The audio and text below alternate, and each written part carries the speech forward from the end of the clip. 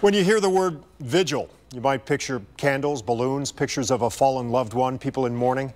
But in Lordstown, one man has been holding vigil every day for weeks, mourning the loss of the GM plant. It can't happen. Closure of this plant is not an option. Werner Lang's his name. He's a retired teacher. He's never worked for General Motors, doesn't even live in Lordstown.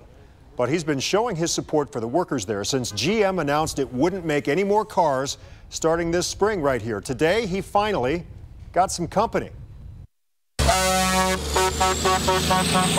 From every show of support from a passing truck. Good to nice see to you. Meet you. All right. To the arrival of a new friend. Hey, how you doing, brother? My pleasure. I appreciate it. Thank you for what you do. Werner Lang's hope grows deeper. He's been holding vigil every day this year. The temperatures bitter cold. But when the clock strikes 3, thumbs up, victory signs, horns blaring. We're in this together. He makes sure he is outside where the workers walking out of that plant across the street can see him. We really appreciate That's okay. what you're doing for us. Lang makes it clear there's no choice but to fight. We've given this a season for resurrection. Too much hanging in the balance. Lang lives in neighboring Newton Falls, but he knows what happens in Lordstown will ripple across the Mahoning Valley. This is not only a life and death struggle for this plant and the future of the workers, but for all communities in this area. For 15 days, Lang carried this burden alone. Today he finally got some help, some company workers. There's thousands of jobs that aren't directly related to the plant. We think that approximately 5 to 7 jobs in this area are indirectly connected to every single job at GM Lordstown.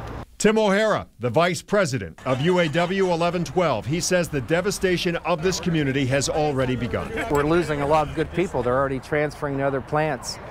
You know, it's not just losing people out of the local union, it's taxpayers out of this area. You know, it's kids out of the schools. That's why as the day passed, more and more people started lining up right alongside Lang. Their goal? I'm hoping that the Spirit of God will descend upon the decision makers and make them realize that this is more than just simply an automobile plant. This is the basis of the economic viability of this whole area. This is about America. Is for GM to allocate another vehicle to the plant, preferably one that is all electric. But really, anything. Anything's better than nothing. That's for sure. Because everyone in Lordstown and across the valley knows one thing for sure. This will kill us if this plant closes. And this community, built in the shadow of a single company, and now united to save itself, has no plans of giving up hope. We plan on continuing this every day at the 3 o'clock hour until a new allocation is made.